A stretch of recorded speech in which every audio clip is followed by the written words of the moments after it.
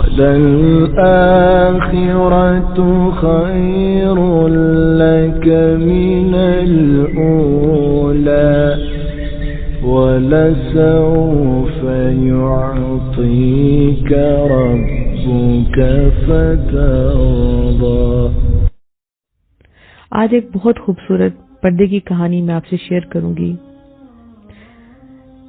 پردہ، میری اس حقیر سی جان پر میرے رب کا سب سے بڑا احسان۔ اس حکم پر عمل کرنے پر جو میں نے پایا ہے نا، شاید میں نے الفاظ میں بیان نہ کر سکوں، مگر میں ضرور آپ سے شیئر کرنا چاہوں گی کہ اندھیروں سے نور کا سفر کیسا ہوتا ہے۔ بیرونی طور پر جتنی بھی تکالیف ہوں، اذیتیں ہوں، آزمائشیں ہوں، مگر اس سفر میں انسان اندر سے اتنا پرسکون ہوتا ہے کہ ایک ایسی لذت اور ایمان کی حلاوت انسان کو اپنے پیارے رب سے غافل نہیں ہونے دیتی۔ پردہ کرنے سے پہلے میں اپنے خاندان کی بہت سٹائلو قسم کی لڑکی تھی، جس کے سٹائلز ہر کوئی کاپی کرتا تھا۔ Hair styles, makeup, dressing, girls, ہر چیز میں مجھے واہ واہ ملتی تھی، سب رشک کی نگاہ سے دیکھتے تھے۔ میں دین کی طرف کیسے آئی؟ خیر، یہ ایک اور لمبی کہانی ہے، لیکن میں نے پردہ کیسے شروع کیا اس کے بارے میں تھوڑا بتاؤں گی۔ میں نے 2015 میں قرآن کلاسز جوائن کی تھی۔ یہ تب کی بات ہے جب وہاں 15واں پارہ چل رہا تھا۔ خیر، سب کچھ نارمل چل رہا تھا، میں دین کی تعلیم لے رہی تھی کہ پھر وہ لمحہ آیا جب میرے اندر ایک ہلچل مچ گئی۔ جی بالکل، سورہ نور 18ویں پارے میں جب میں نے زینت کے احکامات پڑھے تو بس مجھے آج بھی وہ دن یاد ہے۔ میرے آنسو نہیں تھم رہے تھے، بہت زیادہ رو رہی تھی، پتہ نہیں کیوں، مگر مجھے وہ حکم بہت بھاری لگا تھا، میں اس کا بوجھ برداشت نہیں کر پا رہی تھی۔ اس راستے پر ابھی میری شروعات تھی، اس لیے ایمان اتنا مضبوط بھی نہ تھا کہ کچھ کر پاتی، بس دل ہل چکا تھا۔ وہ آنسو رب کے نزدیک بہت قیمتی تھے، شاید انہی کی بدولت اللہ نے مجھے توفیق دی۔ خیر، اس دن جب میں تفسیر سن کر گھر آئی، میں بس روتی جا رہی تھی، سمجھ نہیں آ رہا تھا کہ کیا کروں۔ میں نے اپنی ٹیچر سے بات کی کہ مجھے بہت ٹینشن ہو رہی ہے۔ میری ٹیچر میری حالت بخوبی سمجھ گئی، لہٰذا مجھے ریلیکس کیا کہ ابھی میری شروعات ہے، اس راستے پہ آہستہ آہستہ سٹیپ بائی سٹیپ چلو، اس طرح مضبوطی آئے گی اور میں تب مطمئن ہوگی کہ ہاں آہستہ آہستہ کر لوں گی۔ مگر میں بھول گئی کہ اس آہستہ کے چکر میں شیطان کیسے انسان کو اس کے اعمال مزین کر کے دکھاتا ہے۔ 2 سال میں نے ایسے ہی گزار دیے۔ وہ جو آیات سن کر دل تڑپا تھا نا، وہ تڑپ اب دھیمی ہوتے ہوتے ختم ہو گئی تھی۔ میرا قرآن پاک مکمل ہو چکا تھا الحمدللہ، مگر میں حجاب کے لیول سے اوپر نہ گئی تھی۔ میں الحمدللہ گھر سے باہر پردہ کرتی تھی، مگر اصل پردہ جس کا اللہ حکم دیتا ہے وہ نہیں کر پا رہی تھی۔ خیر، 2 سال بعد 2017 میں اللہ نے دوبارہ موقع دیا کہ میں نے سورہ نور کی تفسیر سنی۔ وہ جو کہیں چھپا ہوا گل تھا کہ میں اپنے رب کے حکم پر مکمل عمل نہیں کر پا رہی، اب وہ پھر سے بڑھنا شروع ہو گیا تھا۔ سورہ نور ایسی سورت ہے جو انسان کو ہلا کر رکھ دیتی ہے۔ میں ہمیشہ سوچتی تھی کہ اسی میں پردے کے احکامات کیوں ہیں، مگر میں کیا جانتی تھی کہ یہ پردہ کرنے سے ہی تو انسان کو نور ملتا ہے۔ وہ نور جو اسے گمراہیوں سے نکال کر عرش پر مستوی رب سے ایسے جوڑ دیتا ہے کہ انسان کا دل نور سے بھر جاتا ہے۔ سورہ نور کی آیت 40 مجھے ہمیشہ ہلا کر رکھ دیتی تھی کہ جس کے لیے اللہ نور نہ بنائے اس کے لیے کوئی نور نہیں، جس کے لیے اللہ نور نہ بنائے اس کے لیے کوئی نور نہیں۔ سورہ نور کی یہ آیت مجھے ہمیشہ ہلا کر رکھ دیتی تھی۔ یہ آیت پڑھ کر میں بہت روتی تھی کہ اللہ، کیا میرے لیے نور نہیں بنایا آپ نے؟ مجھے نور چاہیے، آپ کی محبت کا نور، آپ کے قرب کا نور۔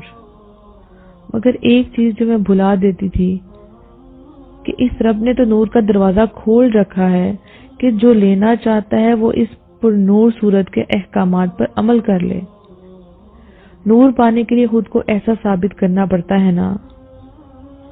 پھر اسی صورت کی 46 سے 52 تک یہ وہ آیات تھی جو مجھے جھنجھوڑ کر رکھ دیتی تھی۔ جب میں نے ان آیات کی تفسیر سنی، میں دھاڑے مار مار کر روئی کہ اللہ مجھے منافقین میں شامل نہ ہونے دینا، اللہ مجھے منافقین میں شامل نہیں ہونا، مجھے سمعنا و اطعنا کرنا ہے، کیونکہ اللہ نے آیت 51 میں مومنوں کا یہی رویہ بتایا ہے کہ جب انہیں اللہ اور اس کے رسول کی طرف بلایا جاتا ہے کہ وہ ان کے درمیان فیصلہ کریں تو ان کا یہی قول ہوتا ہے کہ ہم نے سنا اور ہم نے اطاعت کی۔ یہی لوگ فلاح پانے والے ہیں، یہی لوگ فلاح پانے والے ہیں۔ یہ دوسری بار تھا جب مجھے سب سنایا جا رہا تھا، میں حکم سن چکی تھی مگر ابھی اطاعت کرنا نہ تھی۔ دن پھر سے گزرتے گئے، نفس مجھے ڈرا رہا تھا، شیطان مجھے فیوچر کا خوف دلا رہا تھا، کیسے کروں گی، فلاں کے سامنے کیسے جاؤں گی، فلاں نے باتیں سنائی ہیں، فلاں باتیں سنائے گا، رشتہ کیسے ہوگا، پردے میں کام کیسے کروں گی۔ ہزاروں خیال تھے جو دماغ میں گھوم رہے تھے۔ گھر بات کرتی تو والدین یہی کہتے کہ اگلے گھر میں جا کر پھر سوچنا کرنے کے بارے میں، مگر وہ تو رولنگ پارٹی ہے، وہاں جا کر تو ان کی ماننی پڑتی ہے، میں کیسے منوا سکوں گی ان سے؟ یہاں اپنوں کو منانا مشکل ہو رہا ہے، وہ لوگ کیسے مانیں گے؟ خیر، اس بڑھتی ہوئی بے چینی کے ساتھ 2 سے 3 ماہ پھر سے گزر گئے۔ اطاعت کا ارادہ مضبوط ہو رہا تھا، مگر مجھے کسی ایسے شخص کی تلاش تھی جو اس حکم پر عمل کر چکا ہو تاکہ وہ مجھے گائیڈ کر سکے۔ میں نے بہت دعا کی کہ اللہ میں کمزور ہوں، میں کرنا چاہتی ہوں، آپ مجھ سے کروا لیں۔ اللہ نے دعا قبول کر لی، الحمدللہ۔ اللہ نے اپنی ایک نیک بندی سے ملوا دیا۔ خیر، وہ بندی میری زندگی میں مسیحا بن کر آئی اور مجھے بہت ہمت دلائی، جیسے آج آپ سب کو آپی منیبہ موٹیویٹ کر رہی ہیں۔ الحمدللہ، ایسے لوگوں کا ملنا بھی خوش قسمتی ہے، الحمدللہ۔ خیر، میں نے پردہ شروع کر دیا۔ سب سے زیادہ پرابلمز جو مجھے دیکھنے پڑی وہ رشتے کے حوالے سے ہیں۔ شروع میں بہت ماڈ اسکواڈ اور ہائی فائی فیملیز کے رشتے آتے تھے جن پر میں انکار کر دیتی تھی کہ مجھے دیندار بندہ چاہیے جو کم از کم فرائض کا تو پابند ہو۔ جو اپنے فرائض کا پابند نہ ہو، میرا دین کیسے ایسے شخص کے ساتھ محفوظ رہ سکتا ہے؟ جسے اپنی آخرت کی بھی فکر نہ ہو، وہ اللہ کا حق ادا نہیں کر سکتا، وہ میرا کیسا ہو سکتا ہے؟ میری یہی ضد تھی کہ اللہ کا بندہ چاہیے، مجھے اللہ کا بندہ چاہیے، خواہ اس کی آمدنی کم کیوں نہ ہو، کیونکہ اللہ نے رزق کا وعدہ کیا ہے نا۔ اگر آپ سورہ نور کی زینت کی آیت سے اگلی آیت دیکھیں تو اللہ واضح بتا رہے ہیں کہ نکاح کے لیے صالح ہونا شرط ہے، غنی اللہ کر دے گا۔ مگر ہمارا رب پر بھروسہ تو تب ہی اس کی باتوں پر یقین رکھیں گے نا۔ جب ہمیں اللہ پر اپنے رب پر بھروسہ ہی نہیں تو پھر ہم اس کی باتوں پر یقین کیسے کریں گے؟ مجھے بہت ڈانٹ سننے کو ملتی، بہت تانے دیے۔ یقین کریں، وہ میری زندگی کے سب سے مشکل ترین دن تھے۔ سب جیسے مجھ سے ناراض ہی ہو گئے تھے۔ ورک پلیس پر مجھے سب ایکسٹریمسٹ سمجھتے تھے۔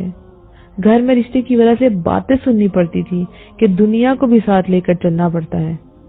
کیسے سمجھاتی کہ ایسی دنیا تو خسارہ ہے جو رب کی نافرمانی سے ملے۔ وہ دن مجھے آج بھی یاد ہے۔ کوئی نماز آنسو کے بغیر نہ تھی۔ اللہ تو جیسے قدم قدم پر تھام رہے تھے، تسلیاں دے رہے تھے اپنی آیات کے ذریعے۔ بس تب صرف اسی رب کا سہارا تھا۔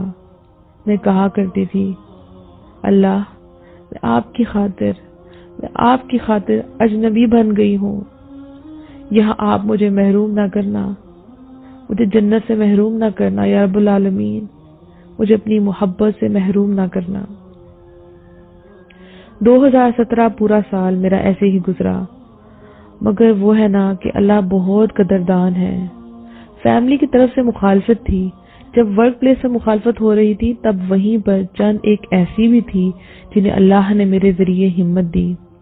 اور الحمدللہ انہوں نے بھی پردہ شروع کر دیا. آپ کو پتا ہے سورہ نور میں ہی ہے، اللہ نے آیت 55 میں وعدہ کیا ہے، اللہ نے وعدہ کیا ہے کہ جو ایمان لا کر نیک عمل کرے گا اللہ اسے زمین کا خلیفہ بنائیں گے، اسے خوف سے امن میں لے آئیں گے. میں خود کو بار بار کہتی کہ اللہ کے وعدے جھوٹے نہیں ہوتے، ایسا ہوگا ایسا ہوگا. آج جو مجھے اتنی حقارت سے دیکھتے ہیں اللہ ضرور ایک وقت لائیں گے، ضرور ایک وقت لائیں گے. اور الحمدللہ آج وہ وقت آ چکا ہے. الحمدللہ اللہ نے مجھے ایک مقام دیا ہے، میری فیملی میں، میری ورک پلیس پر دین میری فیملی میں آنا شروع ہو گیا ہے. بہت سی ساتھیوں نے پڑھنا شروع کر دیا ہے. الحمدللہ اللہ نے مجھے میری زمین پر ایک خلیفہ یعنی اتھارٹی بھی دی ہے اور میرے تمام خدشات کو امن میں بدل دیا. اللہ نے لوگوں کے دلوں میں محبت ڈال دی. آپ یقین کریں دل اتنا پرسکون ہے الحمدللہ الحمدللہ کہ کچھ بھی ہو جائے تو یہ سکون نہیں جاتا. مستقبل کے خوف سے جان چھوٹ گئی اور اس سکون سے بڑھ کر کوئی نعمت نہیں دنیا میں، اس سکون سے بڑھ کر کوئی نعمت نہیں دنیا میں. میرا دل پر امن ہے، میرا دل پر امن ہے کہ میرے رب نے بہترین بندہ ہی میرے لیے رکھا ہوگا. ابھی نہیں ملا مگر ضرور ملے گا انشاءاللہ، کیونکہ پکیزہ عورتیں پکیزہ مردوں کے لیے ہے نا. تو پکیزہ مرد چاہیے تو پہلے پکیزہ بننا پڑے گا. ایک بات یاد رکھیں، یہ رستہ آسان نہیں ہے، مگر جب انسان ٹھان لیتا ہے نا کہ چلنا ہے تو اسی پر، تو اللہ خود تھام کر چلاتے ہیں. الحمدللہ. میں ان میرڈ ہوں، اس لیے ان میرڈ لڑکیوں سے ضرور کہوں گی کہ ایک بات ذہن نشین کر لیں، اللہ نے خود انسان آپ کی قسمت میں لکھ دیا ہے.